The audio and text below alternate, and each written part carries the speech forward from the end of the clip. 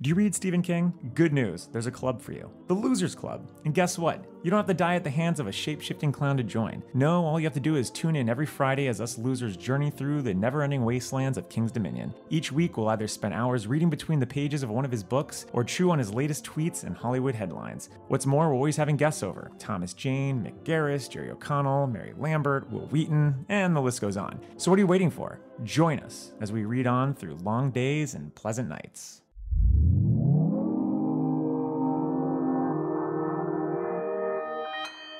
Consequence Podcast Network.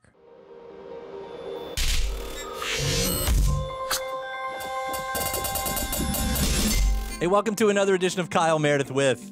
It's an audio interview series presented by WFPK Independent Louisville at WFPK.org, Consequence of Sound, and the Consequence Podcast Network.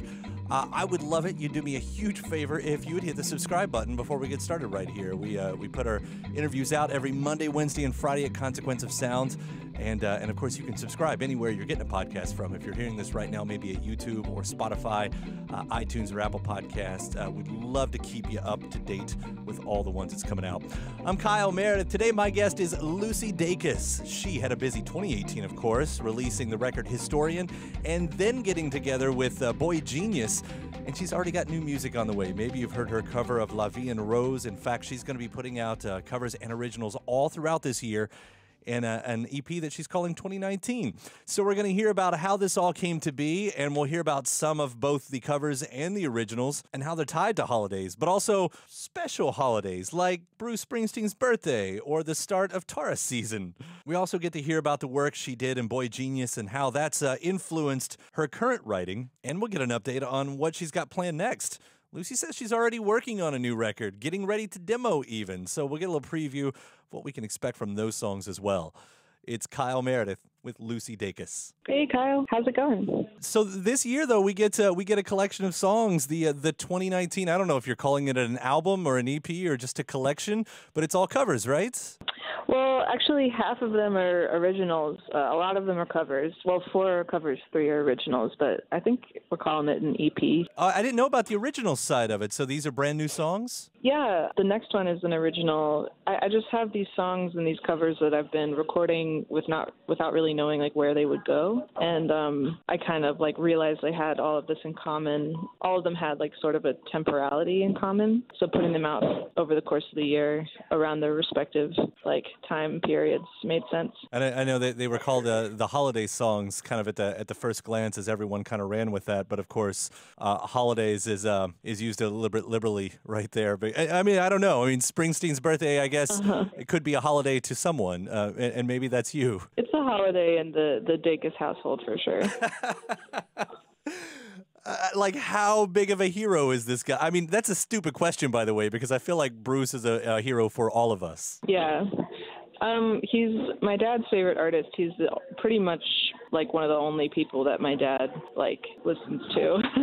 He just like listens to Bruce nonstop. And I hated him as a middle schooler, like around that age, because I was just like being rebellious and like not wanting to just take on my parents' music taste. But over time, you know, after listening for however many hundreds of hours I probably listened to, just like being in the car with my dad, there's no denying that he's like one of the best songwriters alive. And like he's such a poet, and the arrangements on his songs are super creative as well. He manages to pack in a lot of joy, but also really earnest material. You know, like I think that a lot of people are influenced by him, whether they know it or not. It's interesting because I think a lot of us do that. We rebel against that music that our parents liked, and eventually it always comes back. I did this same thing with Bob Seger. Like my teenage years, I wouldn't even let myself hear the songs because I was afraid I like them. And then, of course, I love Bob Seger songs, and you know, and there were so many examples of that. Yeah. It's funny how that happens. Yeah,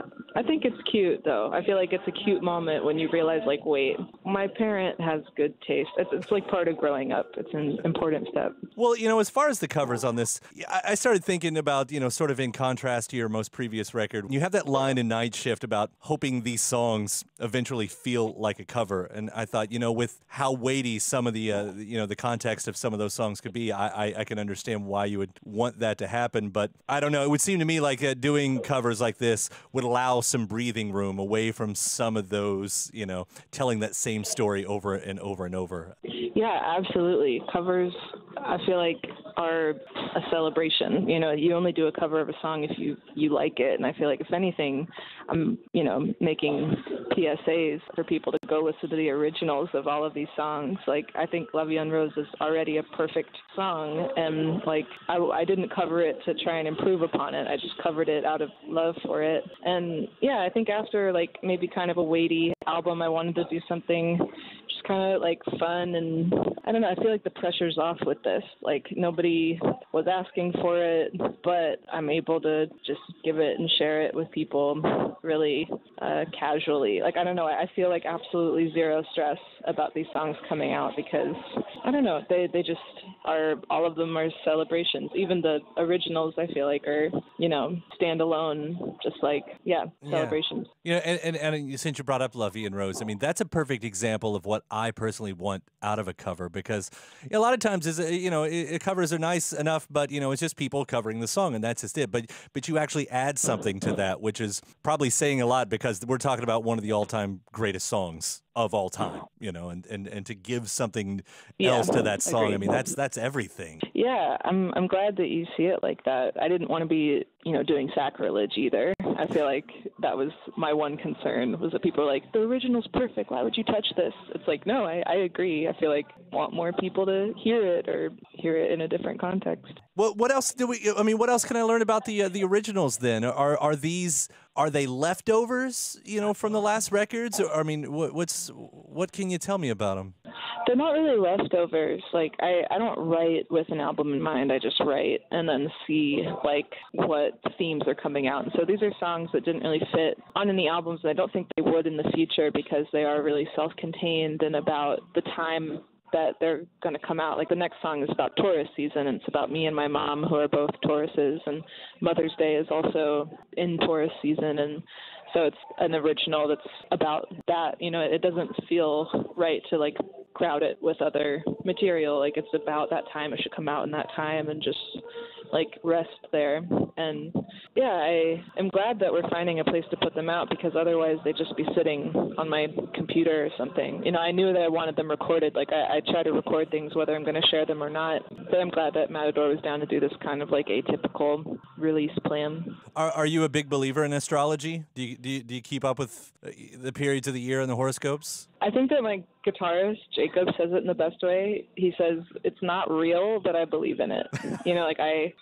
I'm not owned by it the way some people are. I'm not a worshiper of astrology, but I do really like it, and I feel like it's a good entry point to think about yourself and reflect, and also to talk about yourself to other people. When people talk about their signs, immediately they can tell you oh, and I resonate with this parts and not these other parts, and so you have a rough template for how they identify and what their personality's like, just from talking a little bit about these preordained identities. And I don't know, it's been a really growing experience. I get how people think that it can be tacky or hokey or diminutive or just not real.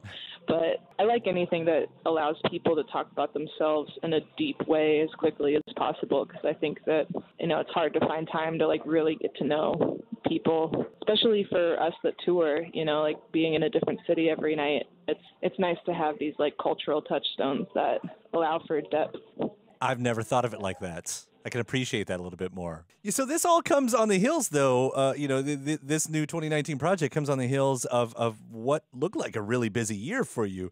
I mean, Historian comes out, and there's the boygenius record. I mean, you're not wasting any time with this. But I did want to ask about, boygenius too. I mean, having that kind of project, were you able to pick up any new songwriting tricks from that experience? I don't know about tricks, but I feel like all of our confidence went up, because we all write individually and have, our own self-doubt or our own filters that don't let us say certain things, and we just trusted each other with half-formed ideas, and we're able to save each other's ideas from the trash can, and I think that I've found such like trusted opinions in Phoebe and Julian as writers. So now, like, whenever we have demos, like, sometimes we'll send them to each other and like talk through content and phrasing, and yeah, it's just nice to have people that I trust who are in a similar place of life to me that, I don't know, can care about the music and that part of its life, like totally unborn, like baby song. It's like, I don't know. For our songs, I feel like we're mothers to the songs equally. I mean, we love Bite the Hand, of course. I mean, we still play that so much and so often. I did wonder, though, given, That's awesome. given some of the lyrics, does that come from the same storyline as some of the songs that Historian represented? I think so. I know that like Bite the Hand has a lot to do with your relationship to fans and just not wanting to, play to the peanut gallery. I think David Bowie said that one. But trying to stay true to yourself, but also respectful to the people that literally give you your job, but also dealing with the disrespect, intentional or unintentional, of people that think they're being kind, but are really just encroaching on your privacy and like taking liberties with your space and your energy that you don't have. And I think that all of us have experienced guilt sometimes when we don't engage with audiences, but then also like on a personal note, like when I go out after shows, sometimes people ask for my number or ask me to go home with them or, touch my lower back or kiss me on the cheek without asking. It's like really taxing. And so not everyone's like that, but there's enough people like that it just creates a lot of like anxiety. And so I think all three of us could relate. And that song is, so that's specifically where it came from for me. But luckily I think it's a general enough song that it can be about any relationship where somebody's asking too much of you and you need to step away. Right. I'm going to ask this then very awkwardly and respectfully. And with what you're saying and with what has been going on with Phoebe's life, with her in the news and what she's been talking about, I guess what I wondered is, how has the support system between the three of you all been during this time? It's been amazing. I mean, we talk on our group text most days, and I think that we all make each other's lives easier, and we all have stuff going on. Phoebe's is the most public right now. But, yeah, I think that she's just so relieved to finally have the story out there, which I resonate with. People know now. I think it was more stressful for her to just contain that knowledge and wonder if people are being hurt continually. But now there's things in place that are going to, stop Ryan from hurting more people, hopefully. And I'm just glad that she's so brave. And I think it's really going to save a lot of people. And it's already been inspiring to me to like speak up against things like that. And I hope that that's the effect that it has in the long term. But even, bringing it up, like you said, in a song like Bite the Hand, I mean, that has so much power and does so much good, for everything, for everyone. Thank you. Yeah. So with this project here, I see there's more touring throughout the year. Any other tricks up your sleeve that you're going to be coming down the line? I mean, I hear you're already thinking about that next record even? I don't know if there's any tricks per se. I mean, I'm definitely working on the next record because I'm always writing. And we actually started demoing yesterday, which was super exciting, just at my house, putting down some guitar and vocals to start thinking about arrangements. But yeah, I don't know what the timeline is of that yet. It's in such a nascent state, but it's really exciting to me. The songs are really freaking me out. Like they're much different thematically, at least in my head. They seem really different to me. I feel like I'm in a different state of mind than I was with Historian, and I don't know, making me kind of nervous and excited. And yeah, it'll probably be a while before it comes out, but it'll come out. Can I ask about like what the type of things you're writing about this time around that's possibly freaking you out? Yeah, it's so far away, so who knows what it'll become, but largely it has to do with girlhood and just like early friendships and family and all the weirdness that goes on, while you're learning what the world is and what you have to unlearn, over time. And yeah, I might stop there. Yeah, no, that's all right. I understand.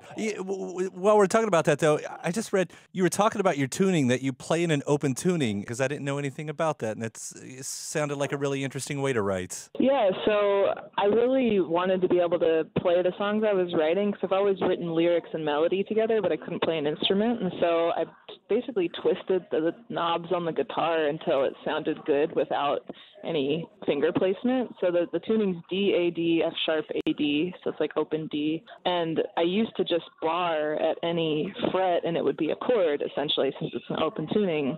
And that allowed me to play shows before I was a guitarist. You know, it allowed me to like share the songs, which I think is way more important to me than whatever music has to offer on its own. You know, the message is more vital. And, you know, since then I've like settled into the tuning and I do slightly more complicated things. But yeah, I've recommended it to people who really just want to start putting an instrument to their thoughts.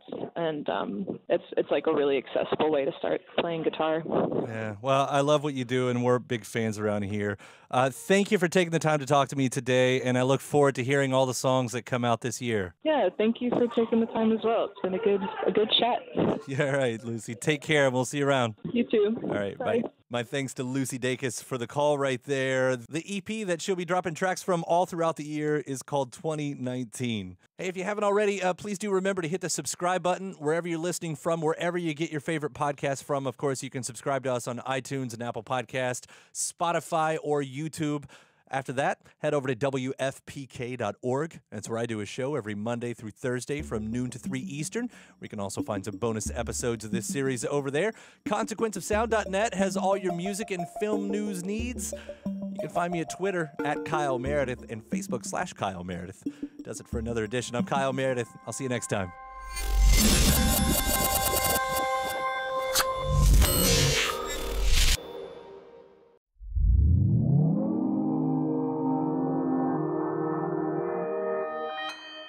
Consequence Podcast Network.